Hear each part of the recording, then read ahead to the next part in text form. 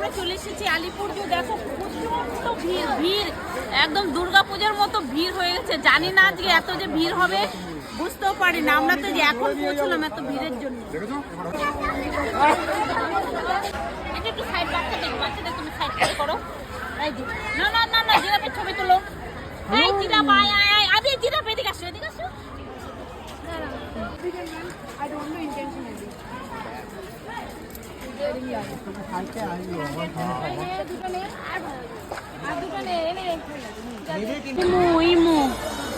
এবার তো বাবা দেখেছো